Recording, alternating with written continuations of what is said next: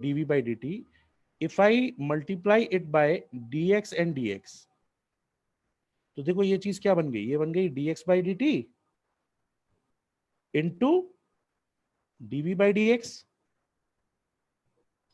And what is your dx by dt? Velocity. Velocity. तो velocity के terms में भी एक्सेलरेशन को इस तरह से लिखा जा सकता है कि acceleration is v dv by dx. तो एक्सेलरेशन dv by dt भी होता है और एक्सेलरेशन क्या होता है, v dv by dx भी होता है. ठीक है, दोनों एक्सप्रेशन एक्सेलरेशन के लिए ठीक है. पहला एक्सप्रेशन तो किसका है, rate of change of velocity with respect to time. दूसरा किसके रिस्पेक्ट में, velocity, rate of change of velocity with respect to position multiply by velocity. किसका शोर हो रहा है भाई ये? यार आसपास थोड़ा शांति रखा करो, बोल के रखो घर वालों से कि क्लास चल रही हो तो शोर ना मचाए. एनीवेज तो ये चीज हो गई. अब देखिए यूनिफॉर्म मोशन की जहां तक बात थी वहां तक हम इसको कर चुके थे. Now I am talking about uniform accelerated motion. Uniform accelerated motion for one dimension. So let us consider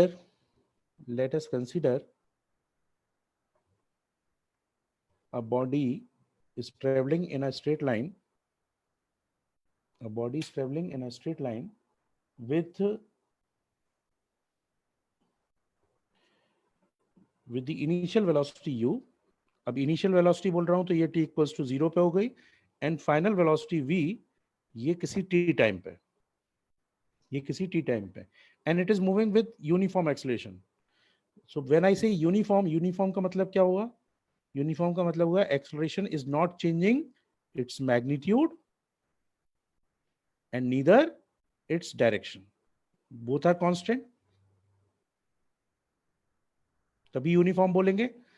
तो मान लीजिए अगर एक एक्सेलरेशन है जिस एक्सेलरेशन से क्या हुआ, इसकी इनिशियल वेलोसिटी u से v चेंज हो गई in time t, then what will happen if I say acceleration is constant. तो एक्सेलरेशन की डेफिनेशन क्या होती है, dv by dt. The second thing, if the acceleration is uniform, then can I say that instantaneous acceleration is also equal to average acceleration? कोई भी average का मतलब क्या होता है, एवरेज का मतलब होता है कि अगर किसी भी क्वांटिटी की एवरेज वैल्यू ये कहती है कि थ्रू आउट द मोशन अगर वो एवरेज वेलोसिटी से चलता रहे तो सेम क्वांटिटी हमें मिल जानी चाहिए. तो अब यहाँ तो ऑलरेडी एक्सेलरेशन क्या है, यूनिफॉर्म है, इसका मतलब इसकी जो इंस्टेंटेनियस और एवरेज वैल्यू आएगी वो क्या आएगी, सेम आएगी. तो अगर मैं एवरेज इसका लिखूं तो ये हो गया a इज इक्वल्स टू, और एवरेज की डेफिनेशन क्या होती है, delta v by delta t.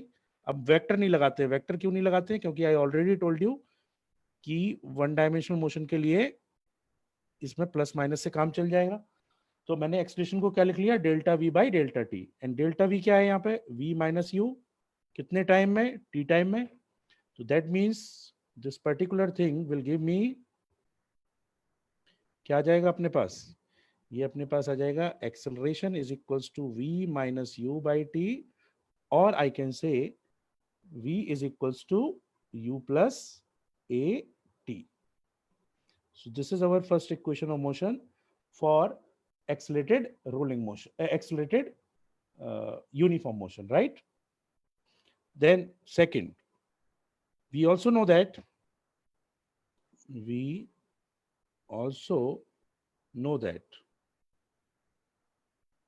what is the velocity defined as, it will be defined as ds by dt. As I choose the displacement in unit direction, तो आप इसको चाहो तो आप इसको dx by dt भी लिख सकते हो. से जो डायरेक्शन था वो अलोंग x एक्सिस था, तो अगर ये x डायरेक्शन में मोशन हो रहा है तो इसको dx by dt भी लिख सकते हैं. तो ये चीज क्या हो जाएगी, हो जाएगी dx by dt, this is your v which is also equals to u plus at according to the equation 1. Then what it implies, it implies that dx is equals to,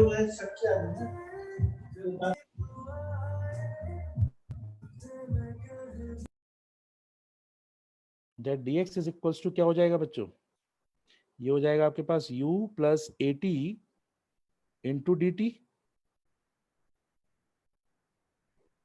right. अब initial position अगर इस particle की x not पे थी, initial position अगर x not पे थी t equals to 0 पे, और किसी t टाइम पे ये x पोजीशन पे पहुंच गया, तो यहाँ पर लिमिट क्या लगेगी x की, x not to x in time 0 to t। Now first u dt, first term is u dt, second term is at dt।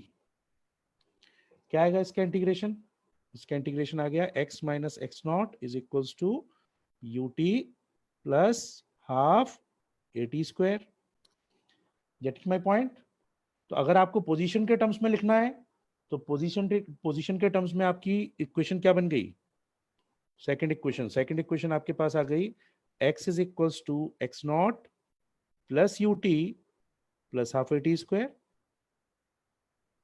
और x माइनस एक्स नॉट को और क्या लिख सकते हैं, final position minus initial position को displacement बोल सकते हैं। तो डिस्प्लेसमेंट क्या हो जाएगा, डिस्प्लेसमेंट हो जाएगा ut plus half at square. So in terms of position, the second equation is this, and in terms of displacement, the second equation is s is equals to ut plus half at square. So we got two equations. One is v equals to u plus at, and another one is s is equals to ut plus half a t square. Note कर लिया बच्चों, ये note कर लिया।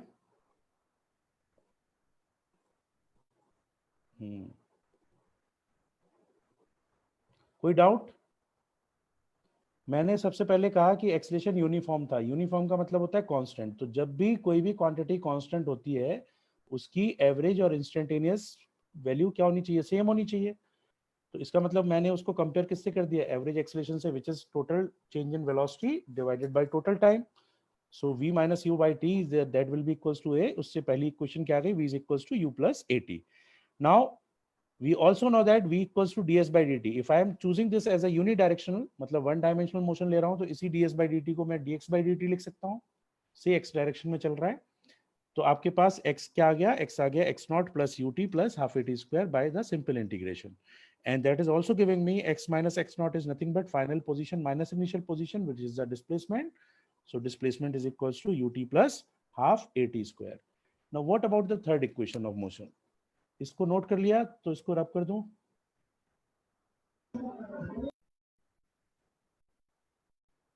Done? Yes sir. Okay, so now we move to the third equation. अब देखिए third equation क्या होगी। मेरे पास एक्सप्रेशन है acceleration is equals to v dv by dx। And situation क्या है, सिचुएशन है कि particle is at t equals to 0, it at x equals to x not and moving with u velocity, और किसी t टाइम पे पहुंच गया किसी x पे, जब इसकी वेलोसिटी हो गई v, and through out the motion acceleration constant था। तो मैं यहाँ पे अगर v dv को क्या लिख लेता हूँ, v dv को मैं लिख लेता हूँ a into dx, and just integrate on both the side.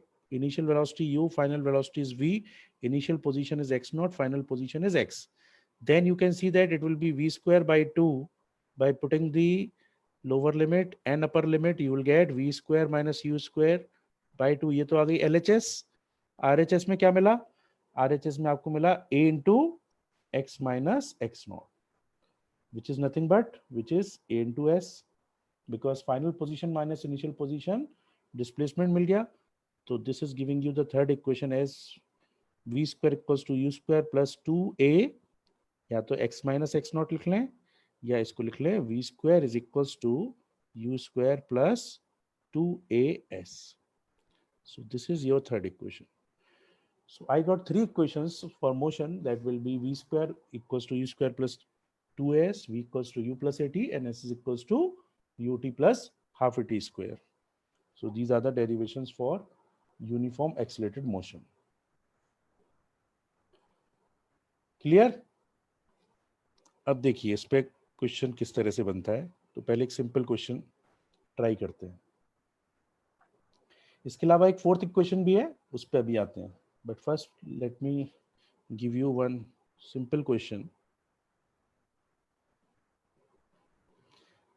Suppose it is given to you that initial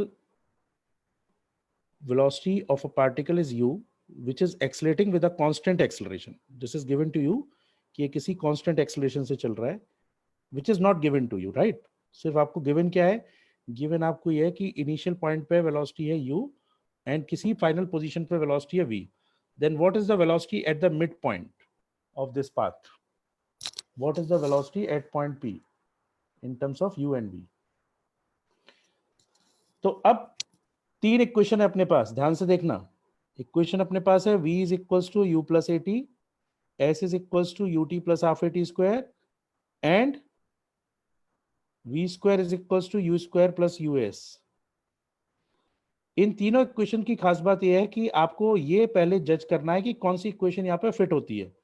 अब जैसे ही मैंने बोला मिड पॉइंट, जब मैंने मिड पॉइंट बोल दिया, इसका मतलब किससे रिलेट करने वाले हो आप?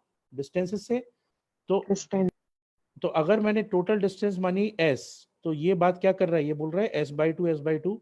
मिड पॉइंट का मतलब ये हुआ s बाई टू. तो अब बात ये आई कि वेलोसिटी और displacement, these are my factors. तो ऐसी कौन सी इक्वेशन है जो वेलोसिटी और डिस्प्लेसमेंट को रिलेट कर रही हो? विच equation is that? Anybody? Third equation. Yes.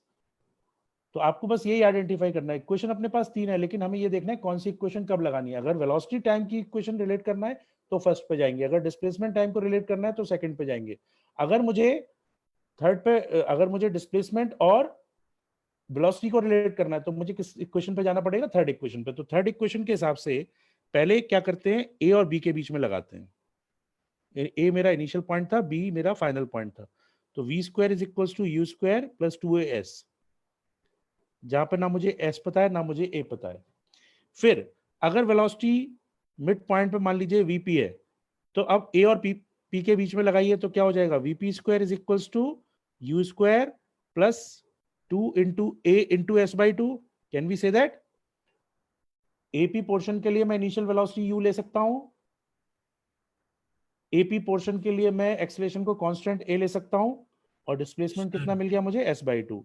तो यहां से मैंने a बाई टू कैंसिल कर दिया, और फर्स्ट इक्वेशन से आपने s की वैल्यू निकाल ली.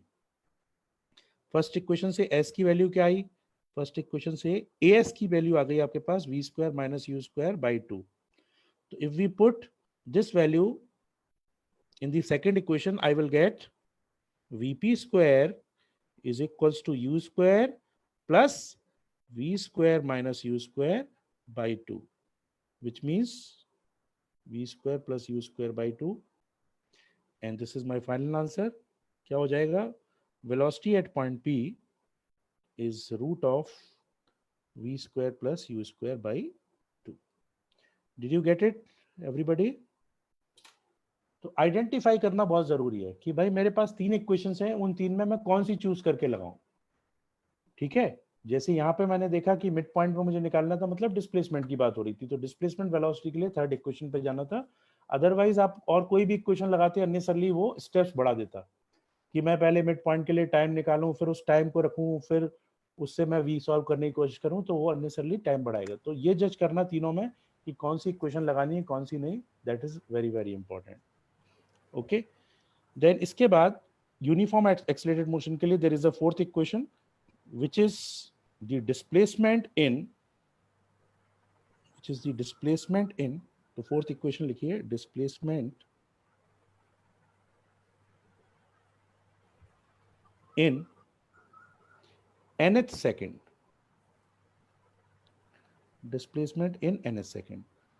which means the situation is like that a particle is moving with some initial velocity u, ये मान लीजिए t equals to 0 इंस्टेंट था, ये कोई t इंस्टेंट था, इस पे कोई वेलोसिटी v थी, and it is accelerating with a constant acceleration of a.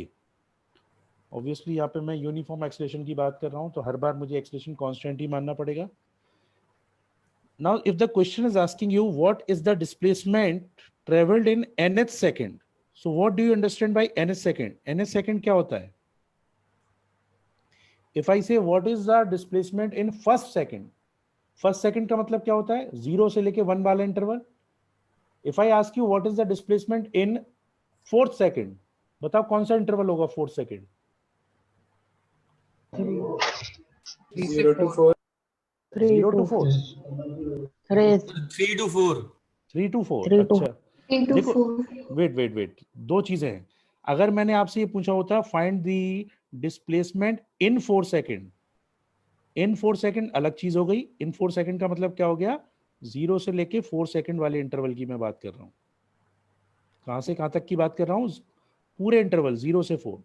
तो टर्म को समझो, जब मैंने कहा इन 4 सेकंड कितना चला, मतलब 0 से लेके 4 सेकंड. अगर मैंने कहा फोर्थ सेकंड में कितना चला, तो 4 सेकंड का मतलब कौन सा हुआ, थर्ड से लेके फोर्थ तक का इंटरवल. थर्ड सेकंड से लेके फोर्थ तक.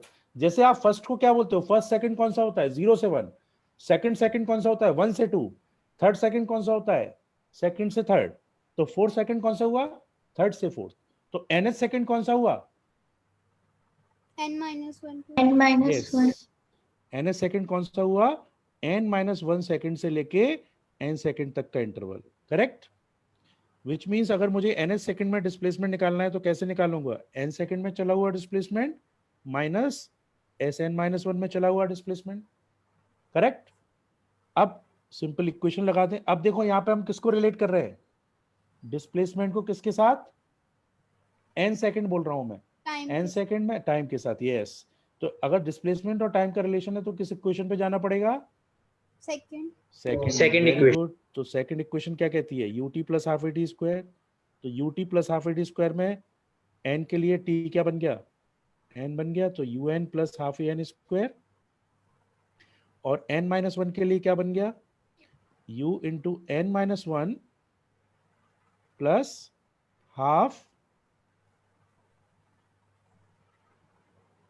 हाफ इंटू, बताइए आगे.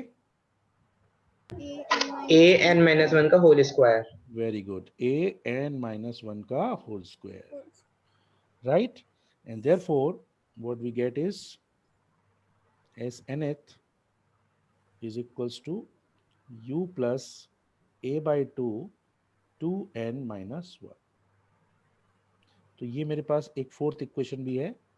तो अब मेरे पास टोटल 4 इक्वेशन हो गई. v equals to u plus A T, s is equals to ut plus half A T square, v square equals to u square plus 2s and snth is equals to u plus a by 2 2n-1. 4 equation हो गई. कब लगानी है वो आपको carefully watch करना है. किसी पर्टिकुलर सेकंड में पूछा जा रहा है तो ही फोर्थ इक्वेशन पे जाओगे. डिस्प्लेसमेंट टाइम का रिलेशन पूछ रहा है तो सेकंड पे जाओगे. डिस्प्लेसमेंट वेलोसिटी का रिलेशन पूछ रहा है तो थर्ड पे जाओगे. वेलोसिटी टाइम का पूछ रहा है तो फर्स्ट इक्वेशन पे जाओगे. राइट. एंड पोजीशन पूछ रहा है तो एक्स वाली इक्वेशन लगाओगे. डिस्प्लेसमेंट पूछ रहा है तो डिस्प्लेसमेंट वाली लगाओगे. तो पोजीशन के लिए आप ये चीज जरूर याद रखो कि फाइनल माइनस इनिशियल ये डिस्प्लेसमेंट होता है. तो अगर पोजीशन निकालनी होगी तो आप उसमें एक्स नॉट और ऐड करोगे. ठीक है. जैसे फॉर एग्जांपल अगर मैं यहाँ पे एक क्वेश्चन आपको दूं, से I have one particle which is initially at x equals to say -2 and moving with some velocity 10 meter per second with a retardation 2 meter per second square. Retardation का मतलब ये होता है, एक्सलेशन हो या रिटार्डेशन हो, अगर वो कांस्टेंट है तो उसको यूनिफॉर्म एक्सलेशन ही माना जाएगा. रिटार्डेशन का मतलब सिर्फ इतना होता है कि वेलोसिटी टाइम के साथ डिक्रीज हो रही है, मतलब वेलोसिटी के अपोजिट है एक्सलेशन. और एक्सलेशन का मतलब क्या होता है, स्पीडिंग अप, मतलब वेलोसिटी के डायरेक्शन होने से क्या कर रहा है, स्पीड बढ़ा रहा है. लेकिन चाहे मैं रिटार्डेशन बोल रहा हूँ या एक्सलेशन बोल रहा हूँ, दोनों केस में अगर उसका मैग्नीट्यूड और डायरेक्शन कांस्टेंट है तो it is lying in the category of uniform accelerated motion. तो अब क्वेश्चन ये है कि अगर मेरे पास एक इनिशियल वेलोसिटी है 10 मीटर पर सेकेंड जो कि रिटार्ड हो रही है with an acceleration of 2 meter पर सेकेंड स्क्वायर, जहां पे इनिशियल पोजीशन थी x इक्वल्स टू -2. तो आपको ये बताना है फर्स्ट कि what will be the maximum coordinate of the position during its motion. ठीक है. एंड द करस्पॉन्डिंग टाइम, कब ऐसा होगा. Right. What is the value of x maximum and what is the time when it is happening. Second part आपको बताना है कि what is the displacement in 5th second of its motion. ठीक है, ये दो चीजें बतानी है. और सी पार्ट में आप लिख लीजिए कि when it is returning back to the, when the particle is at x equals to 0, कब ये अपनी वापस पोजीशन x equals to 0 पे होगा. तो ये तीन चीजें हमें बतानी है. ठीक है, चलिए इसको सॉल्व करते हैं. अब रिटार्ड हो रहा है तो as you can see that velocity initially क्या थी, पॉजिटिव थी. वेलोसिटी अगर पॉजिटिव थी तो ये आगे जा रहा है, बट इसकी वेलोसिटी कंटिन्यूअसली डिक्रीज हो रही है. तो अगर मुझे एक्स मैक्सिमम की बात करनी है तो कब होगी, जब at v0 वेलोसिटी जीरो हो जाए. बिल्कुल सही, वेलोसिटी जीरो हो जाए. और वेलोसिटी कब जीरो होगी, वेलोसिटी बेटे कब जीरो होगी, तो वो हम निकाल सकते हैं. तो v is equals to u plus at अगर आपने लगाया तो यहाँ से टाइम क्या आ गया, ये आ गया 5 सेकेंड. ये आ गया 5 सेकेंड. 5 सेकेंड में ये जीरो हो जाएगी. अब कौन सी इक्वेशन लगाई जाए, अब हमें टाइम पता चल गया. तो टाइम के लिए हमने अगर सेकंड इक्वेशन लगाई, s is equals to ut plus half at square. तो s is equals to ut plus half at square से 10 into 2 plus half into a की वैल्यू हो गई -2 into t square, that is 5 square. So this is comes out to be 2 से 2 cancel, 25 ये तो plus हो जाएगा. ठीक है, कितना हो रहा है, 25 आ रहा है. सर टाइम से 5 सेकंड रखिए, आपने 2 रखा है टाइम मैंने 2 कहाँ रखा है सर इक्वेशन में. ना, ये रखा है 2. तो 10 into 2 लिखा है 10 into 2 10 इंटू 5 या, तो ये आपके पास कितना आ गया, ये आ गया 25 मीटर. करेक्ट. तो आंसर क्या होना चाहिए, एक्स मैक्स क्या हो जाना चाहिए, 27. ना, एक्स मैक्स हो जाना चाहिए 23. Yes sir. बात समझ रहे हो. तो डिस्प्लेसमेंट और पोजीशन का अंतर समझो.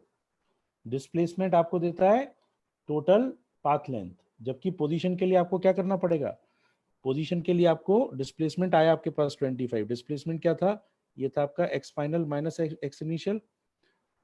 अब एक्स इनिशियल ऑलरेडी कितना है, -2 पे है, और डिस्प्लेसमेंट कितना आया, डिस्प्लेसमेंट आया +25. तो यहाँ से फाइनल पोजीशन क्या हो जाएगी, अगर यहाँ से 2 से मैं डिस्प्लेसमेंट 25 कर देता हूँ तो फाइनल पोजीशन क्या हो जानी है, बच्चों बताओ. 23. 23, बिल्कुल सही. So this is how we do it. Right. चलिए, now next question. Sir excuse me. हाँ बोलो. Sir x max v is equals to 0 पे क्यों होगा. बेटे देखो, ये रिटार्डेशन है, वेलोसिटी डिक्रीज करती जा रही है. अब अगर वेलोसिटी पॉजिटिव डायरेक्शन में तभी एक्स कोऑर्डिनेट बढ़ रहा है. एक इंस्टेंट पे आके अगर वेलोसिटी 0 हुई तो उसके बाद क्या करेगा, रिटार्ड होके पीछे आएगा. तो फिर एक्स कोऑर्डिनेट तो डिक्रीज होना चालू हो जाएगा ना. तो अगर मैं कह रहा हूँ कि आपको मैक्सिमम एक्स की वैल्यू बतानी है, तो उसका मतलब क्या हुआ कि मोमेंटरली उस पॉइंट पे उसको क्या आना चाहिए, रेस्ट पे आ जाना चाहिए उस इंस्टेंट के लिए. मतलब 5 सेकंड तक तो वो आगे ही बढ़ता रहा, और 5 सेकंड पर मोमेंटरली रेस्ट पे होके फिर रिटार्डेशन उसको क्या करके ला रहा है, पीछे लेके आ रहा है. Okay. Did you get it. तो इस Yes, तरह से हम लोग इसको कर सकते हैं. ओके, अब इसका सेकंड और थर्ड पार्ट और निकालो. Second and third part. Sir second 23 ही नहीं होगा सेकंड 23 हो जाएगा सर, क्योंकि उसमें आपने टाइम 5 सेकंड ही दे रखा. हाँ, तो अब सर देखो 1 होगा 1. डिफरेंस आ रहा आप है। समझो. एक मिनट डिफरेंस आप समझो. अगर मैंने ये पूछा होता what is the displacement in 5 second, तब तो अलग बात होती. मैंने क्या बोला है, 5th सेकंड. तो 5 सेकंड और 5th सेकंड में डिफरेंस है. 5 सेकंड और 5th सेकंड में डिफरेंस है ना. जी तो सर. क्या करना पड़ेगा, सर फोर्थ इक्वेशन लगाएंगे। यस एग्जैक्टली, आप फोर्थ इक्वेशन लगाएंगे और फोर्थ इक्वेशन के हिसाब से अगर मुझे डिस्प्लेसमेंट इन फिफ्थ सेकंड निकालना है तो it will be 10 plus -2/2 into 2n minus 1. This is 1 comes out meter to be 10 minus 1 meter. 1 sir 1 आएगा। 1 मीटर आ जाएगा। ठीक है, और थोड़ी ऑब्जर्वेशन भी रखनी है। अभी आगे और क्वेश्चन कराऊंगा, उसमें देखेंगे आप कि थोड़ी ऑब्जर्वेशन के साथ ही एक क्वेश्चन लगानी है, हर बार जरूरी नहीं कि यही लगाएं। देन इसके बाद नेक्स्ट है x equals to 0 when the particle is at x equals to 0। How to do it? x equals to 0 के लिए क्या किया जाए? कौन सी इक्वेशन पे जाया जाए? टाइम पूछ रहा है आपसे। Second equation. सेकंड इक्वेशन, बिल्कुल ठीक बात है, सेकंड इक्वेशन पे जाते हैं। Second. लेकिन दिक्कत ये है कि सेकंड इक्वेशन हमें क्या देता है? डिस्प्लेसमेंट और टाइम का रिलेशन। ये सेकंड इक्वेशन है, तो डिस्प्लेसमेंट बता सकते हो? Yes sir, final 0 minus 2। Exactly, तो ये क्या हो जाएगा? Displacement, it is final minus initial. अब देखो, फाइनल पोजीशन है 0, इनिशियल पोजीशन थी -2, तो यहाँ से डिस्प्लेसमेंट कितना आ गया? +2। और बात भी सही है, अगर मैं x इक्वल्स टू -2 से x इक्वल्स टू 0 की बात कर रहा हूँ, तो by the definition the position vector drawing the initial to the final position क्या आ रहा है? डिस्प्लेसमेंट 2 आ रहा है। तो आपको यहाँ पे x इक्वल्स टू 0 मतलब s को 0 नहीं लिखना है, यहाँ पे आपको s को क्या लिखना है? क्या लिखना है? +2 is equals to 10 into t plus half a into t square. इधर माइनस लगा दो, -2 की वजह से ये कैंसिल, क्या आ गया? t square -10t plus 2 is equals to 0। Now what are the roots? t के रूट्स क्या क्या है? बोलो। 5 plus minus root 23. 5 plus minus root 23 and both are positive. Yes, sir. क्यों? ये पॉजिटिव क्यों आ रहे हैं दोनों? Because Five. root 23 is less than 5. हाँ वो तो ठीक है, लेकिन दोनों टाइम आ रहा है आपके पास, एक आ रहा है 5 माइनस रूट 23, एक आ रहा है 5 प्लस वापस आ रहा होगा डीएक्सेलरेट होते हुए। एग्जैक्टली, क्योंकि x इक्वल्स टू 0 पे पार्टिकल 2 बार पहुंचा है, एक बार तो x डायरेक्शन में मूव करते टाइम और एक बार रिटर्न होते टाइम। return. तो रिटर्न होते, इसलिए इसने अपने आप, इक्वेशन ने अपने आप ही आपको 2 टाइम निकाल के दे दिए। गेट इट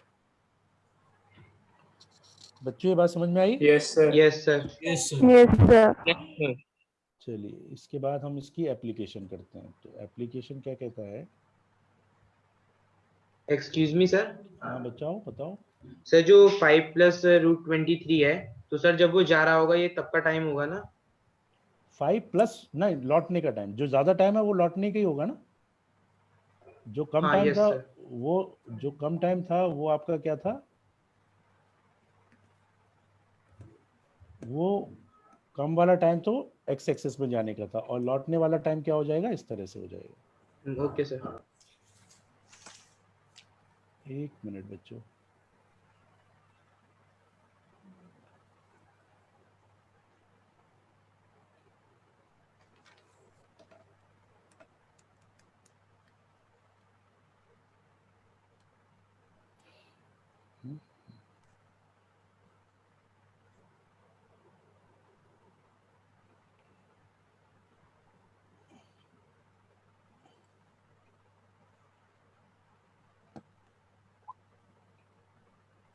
थोड़ा सा रुक जाइए। हाँ